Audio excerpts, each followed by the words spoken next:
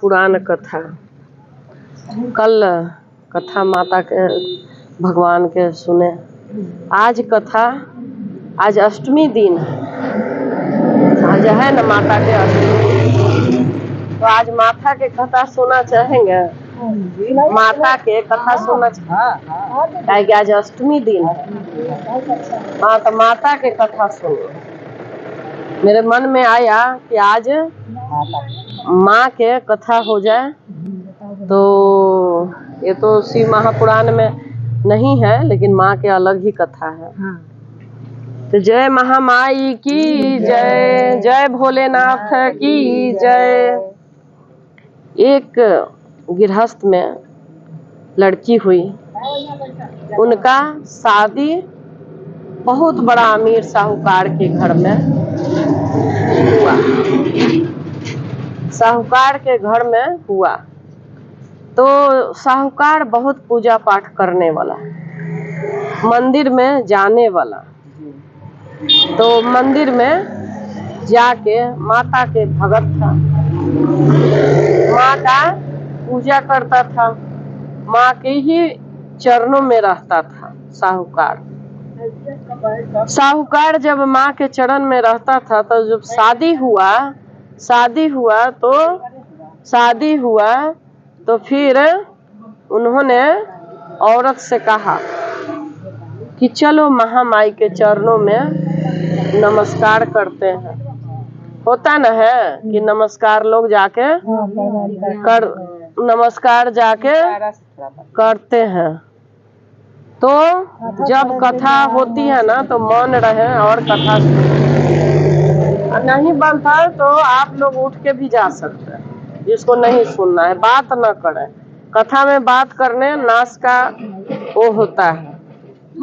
जिस तरह से कथा में बातें कोई भी करता है तो उसको बहुत ही नुकसान होता है, घर परिवार में भी नुकसान होता है।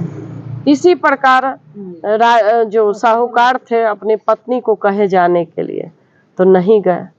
तो फिर माँ से कहे कि हे माँ, एक मेरे को पुत्र दीजिए, माँ मेरे को पुत्र दीजिए। महामाई से उन्होंने पुत्र की कामना की। 9वें महीने उनके घर में सुंदर बेटा का जन्म हुआ। माता के भगत थे, जो माता से मांगते थे वो पूरा करते थे। तो साहूकार जी बोले कि जब हमारा पुत्र होगा तो हम पति पत्नी और बच्चे आके आपको शरण में माथा टेकेंगे, आपके शरण में आएंगे, मंदिर में जरूर आएंगे। लेकिन वो राजा जो साहूकार था वो तो बहुत ही धर्मात्मा था, माता के भगत था, लेकिन औरत बहुत ही नकचढ़ी थी। बोली कि माँ के कृपा से हमें पुत्र प्राप्त नहीं हुआ है और ना ही मैं मंदिर जाऊंगी। घमंड हो जाएगा, मैं मंदिर नहीं जाऊंगी, मुझे माँ ने पुत्र नहीं दिया है और नहीं मैं मंदिर जाऊंगी। जब ऐसा किया तो 1 साल का जब पुत्र हुआ, कहीं कथा हो तो कथा में भी जाए तो विघ्न बाधा उत्पन्न करे। विघ्न बाधा कैसा? बातें करना। इसीलिए कथा में विघ्न बाधा उत्पन्न नहीं करना चाहिए। और जहाँ भी कथा हो वहाँ जाके विघ्न बाधा पैदा करना उसकी फितरत बन गई। कुछ दिन में ऐसा करते हुए माता पिता नाराज हो गए। कथा में विघ्न करना भी एक नाराज का सूचक है। उसका पति मर गया, बहुत दुखी हुए। फिर पुत्र भी मर गया। न मंदिर गए और न कहीं पूजा अर्चना में जाए, वहां भी बातें करते रहे। जैसे देखिए, ये देखते हैं सत्यनारायण भगवान का ही कथा होगा, वहां औरत कभी मन लगा के आदमी अपने घर की चर्चा शुरू कर देंगे, बातें करने लगेंगे और कथा नहीं सुनेंगे कि हाथ जोड़ के कथा सुने, भगवान का नाम ले। ऐसा नहीं करें। क्रोधित हो गई माँ और पुत्र और पति को मतलब मर गए। तब औरत के फिर भी उतना ज्ञान नहीं हुआ, विधवा होने के बाद भी ज्ञान नहीं हुआ, सब धन चला गया। फिर वो मर गई, वो भी मर गई। कुछ दिन के बाद बुढ़ापा आया, दूसरा जन्म लिया। दूसरा जन्म लिया तो फिर धन, पूर्व जन्म का कर्म था, कई जन्म के कर्म से ही अच्छा घर मिलता है। फिर धनी मानी के घर में शादी हो गया, वो भी माता के भगत था। दोनों वैष्णव माता गए, दोनों वैष्णव माता गए, पति पत्नी। इस समय वो भी पति बहुत भक्ति करते थे माता के। माँ भी, जो उसकी पत्नी भी थी, वो भी गई वैष्णव माता और आके पति से कहती है कि इतना आप पूजा पाठ करते हैं, हमारे घर में तो ये औलाद नहीं है। ये सब मंदिर जो उनका पति बना रखा था, पकड़ के और जाके पहाड़ में पत्थर पर जाके रख आया। जो औरत थी पत्थर पर जब रख रही थी, कस के फेंका तो बोले कि जाओ, तुम्हारे घर में कन्या जन्म लेगी, और कन्या जन्म लेते ही तुम पत्थर की हो जाओगी। कन्या जन्म लेते ही तुम पत्थर की हो जाओगी। लेकिन अगर तुम किसी से कहा, ये श्राप कहा भी, तो तुम पति पत्नी दोनों मर जाओगे। माँ ने कहा साक्षात। और ये जो तुमने पिछले जन्म में भी दुख दिया है और इस जन्म में भी जो दुख दिए हो, इसका कारण तुम्हें तुम्हारी बेटी भोगेगी। कहीं ना कहीं जो बाधक करता है तो कर्म के अनुसार उसको भोगना ही पड़ेगा। तो तुम्हारा जो कर्म है तुम्हारी बेटी भोगेगी। बहुत प्रार्थना की, कहती है कि आप ऐसा श्राप न दे माँ। रोने लगती है, लेकिन माँ चली गई। माँ चली जाती है, बहुत रोती है। अब इसको ज्ञान आता है कि मैं इतना दिन से मूर्खता कर रही थी, ये तो माँ सच में है, जग जननी माँ है। माँ के बहुत दया की, हे जगत पालनी माँ, आपके सिवा मेरा लालन पालन कौन करेगा। आप नहीं है तो जग है सोना, आपके बिना दुनिया कुछ भी नहीं। आपके बिना तो ना खा सकते हैं, ना पहन सकते हैं, ना चल सकते हैं। आपके बिना तो खड़ा भी नहीं हो सकते। बहुत रोती है, विलाप करती है, हे माँ मुझ पर दया करिए, दया करिए, दया करिए। बहुत मतलब प्रार्थना की, पूजा पाठ की, 9 महीना माँ की भक्ति की। उसके बाद जब 9 महीना भक्ति की, तब माँ प्रसन्न होकर सपना देती है कि जब तुम्हारी बेटी, जब तुम पत्थर के हो जाओगी और तुम्हारी बेटी तुम्हारा चरण स्पर्श करेगी, तो तुम फिर मनुष्य बन जाओगे। माँ तो मतलब माँ तो कृपा की देवी है ना, महामाई है। इनको क्या कहा जाता है? महामाई। जो भी इनको मन से आराधना करता है, माँ उसकी मनोकामना पूर्ण करती है। तो वो तो महामाई जगत जननी है। तो मतलब उन्होंने आशीर्वाद दे दिया। उसके बाद 9वें महीने उसके गर्भ से एक बेटी का जन्म होता है। बेटी के जन्म होते ही जो सेठ थे बहुत खुश हुए, बोले कि धन दौलत बांटा जाए, मेरे घर में लक्ष्मी आई है बहुत साल की बात। और जैसे ही ये लेते हैं, औरत पत्थर की हो जाती है। औरत पत्थर की हो जाती है। जब औरत पत्थर की हो जाती है, तब कहते हैं, भगवान कहते हैं कि जो पत्थर की हो गई तो वो पागल न है। अब तो दिमाग नहीं है तो क्या करिएगा। भगवान सबके बुद्धि नहीं न देता है, कोई कोई के दिमाग ही वो उसी में है। नहीं, जाने दीजिए, भगवान के कथा में पागल भी होना चाहिए।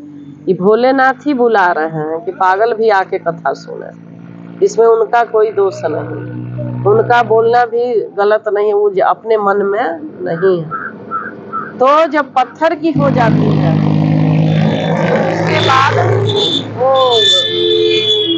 साहूकार गुस्सा हो जाते हैं कि यही लड़की हुई है, तो उठाए मारने के लिए ऊपर, ये अब पटक दे के रहेंगे, मार देंगे लड़की को, मेरी पत्नी पत्थर की हो गई।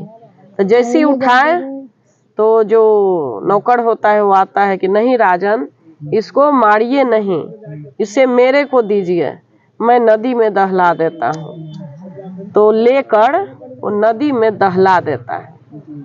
यहाँ एक पंडित जी नहा रहे थे तो आके रोने की आवाज आई तो गोद में ले लिए कि ये तो महामाई है, देखे कि बहुत प्रकाशमय है, चेहरा प्रकाशमय है और ये तो ज्ञानी लग रही है। घर में लाते हैं। ब्राह्मणी बोलती है कि 2 बच्चे कम थे कि तीसरा बच्चा भी उठा के ले आए हो, जहां से लाए हो उसी नदी में जाकर फेंक दो। हाँ, पर्यायन बोलती है। पंडित जी बोले कि ये माता हमें दी है, क्योंकि माता मंदिर में वो भगत थे। बोले कि माता ने हमें दिए हैं, हम नहीं फेंकेंगे, आपको पालन पोषण करना है, आप नहीं करिएगा तो मैं करूँगा। पंडित जी करे। जैसी 5-6 साल के हुई, इतना पर्यायन काम कराए, इतना पर्यायन काम कराए, खाने को न दे, इतना ढेर सारा कपड़ा धोना, मतलब हर दुख इतना दिए, उतना दिए जिसका कोई अंत नहीं। खाने को सूखा रोटी दे, कभी पंडित जी गरम गरम मिठाई ले आए, पूड़ी ले आए तो दे कि लो तुम खा लो, मंगला नाम था, लो मंगला तुम खा लो। मंगला किसका नाम होता है? देवी का। हाँ, तो मंगला नाम रखे थे, लो मंगला तुम खा लो। और जैसे ही पंडित जी देख के जाते थे, पंडिताइन आके छीन के खा लेती थी खुद ही, बहुत दुख देती थी। लेकिन मंगला दिन पे दिन माता की सेवा में लगी रहती थी, मंदिर में ही भगवान के माता के सेवा करती थी। काफी दिनों माता की सेवा करते करते जवान हो गई। जवान हो गई तो जो जिसका ये बेटी थी साहूकार सेठ एक दिन मंदिर में आता है, तो इसको गाते हुए देखा, तो उसके अंदर अब कह रहे हैं कि ब्लड रिलेशन है, खून है, तो अनुभव तो होगा कि कुछ है मेरा। अपना एक हीरे का मोती का हार उसको दे देते हैं लड़की को कि बेटिया बड़ी अच्छी गाती है, और कुछ मुद्रा पैसे का उसको देते हैं कि कपड़े उपड़े बनवा लेना। तो जाती है, वो भी माँ उसको छीन लेती है। पंडिताइन बहुत दुख देती है, फटे फटे कपड़े पहनाती है। एक दिन मंदिर में हार चोरी हो गया, माँ का हार चोरी हो गया। तो उसके बाद इन्होंने बहुत मारा, जो सेठ थे, बोले कि इसको 500 कोड़े लगाओ, इसने हार चोरी किया। 500 कोड़े लगवाया, कहे कि गांव से निकाल दो। पंडित भी रोने लगा, लेकिन क्या करेगा, सेठ के सामने, जो गांव के मालिक है उसके सामने क्या करेगा, पंडित की भी क्या औकात। रोने लगे, पंडिताइन भी मारने लगे। तो जब मार के पत्थर के पास जो माँ बनी थी वहां आए साहूकार, तो देखे कि पत्थर के आंख में से लोर गिर रहा है, क्योंकि उसकी बेटी को बिना मतलब के मार पड़ा, जब वो चोरी भी नहीं किया उसको मार पड़ा, तो पत्थर से भी आंसू निकल रहा है। तो साहूकार दौड़े हुए मंदिर में गए, बोले कि वो लड़की कहाँ है, आज मेरी औरत के उसको मारा उसको, इसीलिए मेरी पत्नी की आंखों में आंसू आ गया, क्या कारण है। और तब तक तो घर में से निकाल दिए, तो आत्महत्या करने जा रहे थे। लड़की कहाँ जाएगी, लड़की ज्यादातर सुसाइड करने चली जाती है, जब घर नहीं मिलता ना उसका अपना घर, तो कहती है कि जी के क्या करेंगे, अब कहाँ जाए। सबको अंदर इतनी हिम्मत नहीं होती है, जाके मरने के लिए सुसाइड करने की कोशिश की कि अब हम नहीं जिएंगे, मर जाएंगे। जब आगे जाती है तो एक चोरी करके आ रहा था, उसको नजर पड़ी उस लड़की पर, बहुत ही खूबसूरत लड़की थी। उसको उठा लिया, बोला कि तुम आत्महत्या नहीं करो प्रिय, और गोद में उठा लेता है उसको कि तुम गोदी में उठा के आत्महत्या तुम मत करो, चलो मेरे यहाँ। वो अपने घर चोर लेके चला जाता है। चोर कहता है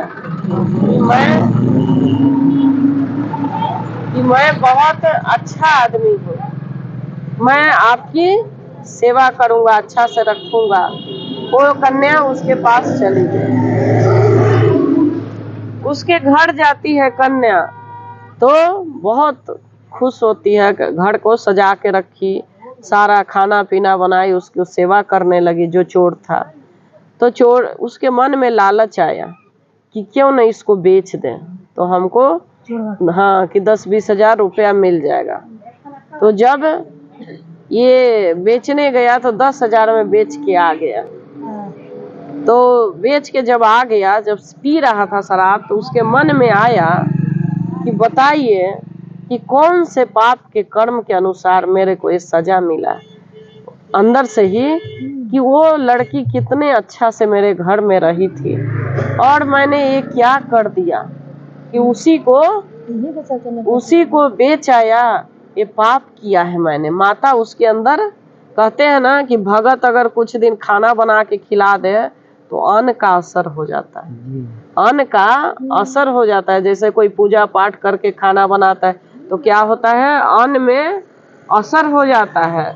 तो उसके अन्न में असर आ गया, संस्कार भर गया, वो चोर से शरीफ बन गया।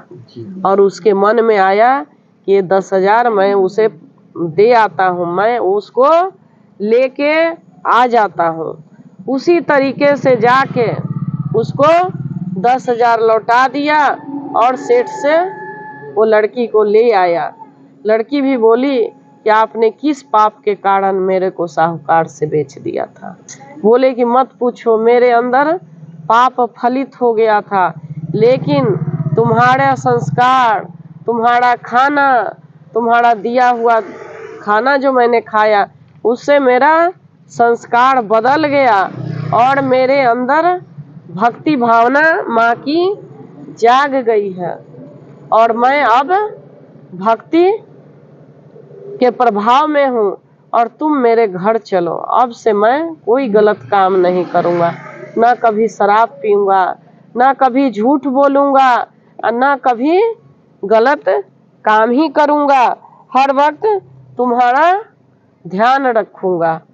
बोला, लड़की बोलती है कि कैसे समझे कि तुम अब बदल गए हो। विश्वास नहीं ना होता है, जब एक बार आदमी धोखा देता है तो दूसरा बार विश्वास नहीं होता है। बोले कि कैसे मैं समझूं कि तुम बदल गए हो। बोले कि अब देखो, इसी तरीके से भगवान ने उसको मन में भाव आया और बदलाव आने लगा। भगवान के अंदर, उसके अंदर बदलाव आने लगा। वो शरीफ बनने लगा और लोगों की सेवा करने लगा, खेती करने लगा, वो बिल्कुल बदल गया। तो इसी तरीके से किसी घर में आग लग गया तो किसी बुजुर्ग को बचाने जब गया वो भी जल गया। जो आदमी था, अच्छा हाँ, जो आदमी लड़की जो चोर था वो आधा जल गया, लेकिन उस बुजुर्ग औरत को बचा लिया। ये सब क्या हो रहा है? ये संस्कार हो रहा है। जो लड़की खाना बना रही है ना, माँ के भगत है तो उसको खा रहा है तो अंदर संस्कार फलित हो रहा है, ज्ञान आ रहा है। तो उसके बाद आके कहता है कि अब मैं नहीं बचूंगा। तो लड़की बोलती है कि बचोगे, तुम मेरे से शादी कर लो। सिंदूर ले आती है, बोलती है कि मेरी मांग भर दो माता के सामने कि अब मैं तुम्हें ही पति मानती हूँ, तुम्हें ही पति मानती हूँ, मेरे जीवन में और कोई नहीं है, तू ही मेरा पति रहेगा और मेरे पति को महामाई नहीं मार सकते। इतना माता पर देखिए भरोसा है भरोसा है ना जी, भाव है, भरोसा है कि हमारे पति को कोई मार नहीं सकता।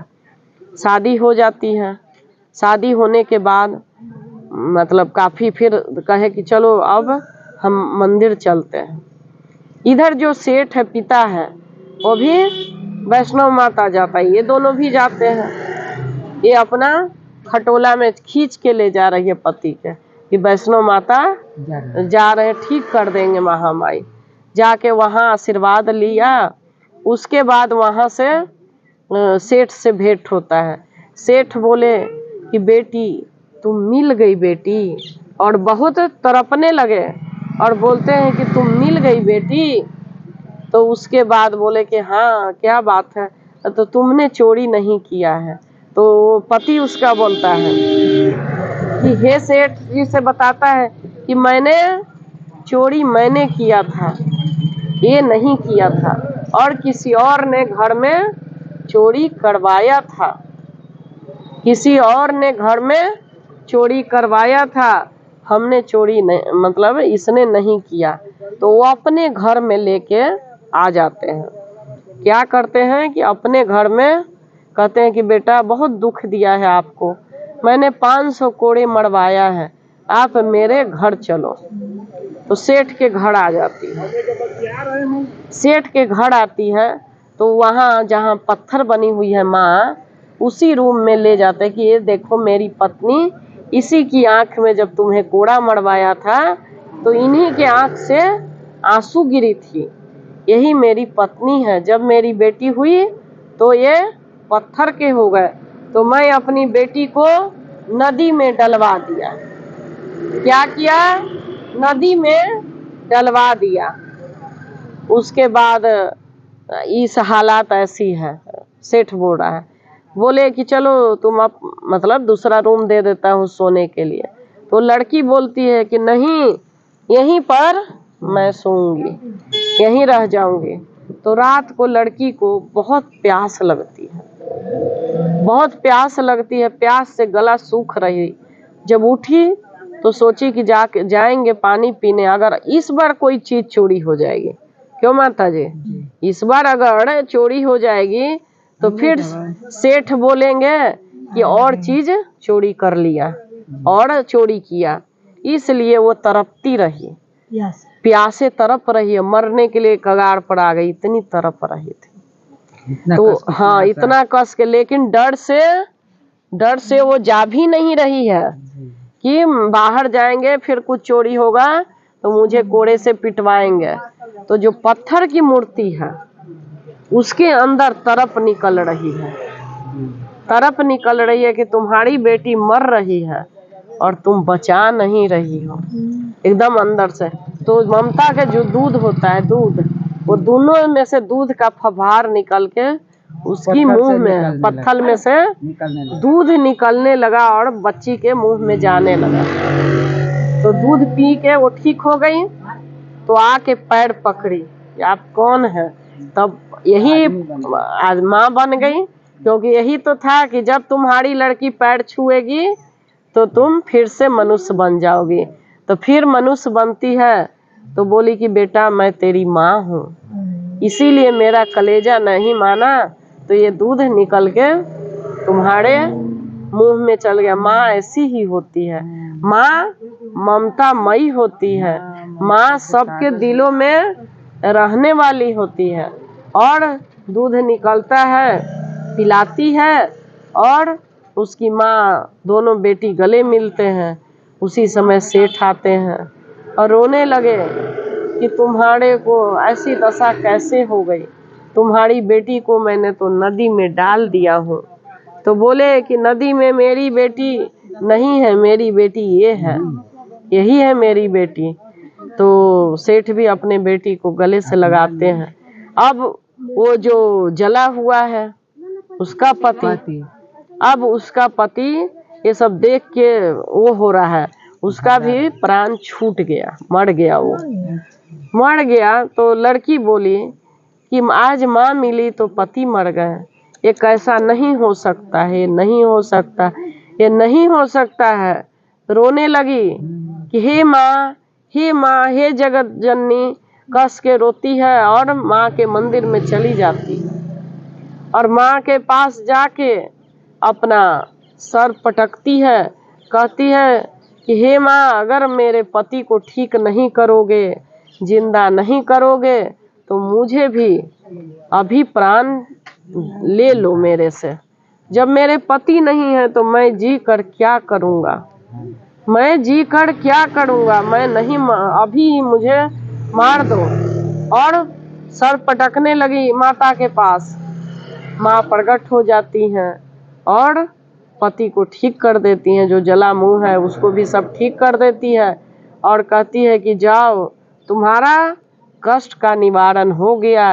ये सब दुख तुम अपने माँ के कर्म के कारण तुम सह रही थी, आज के बाद ये कष्ट तुम्हें प्राप्त नहीं होगा, तुम बिल्कुल ठीक हो गई है और जाके ठीक अपना खुश से रहो। तो महामाई की कृपा किस तरह फिर उन परिवार पर पड़ गया।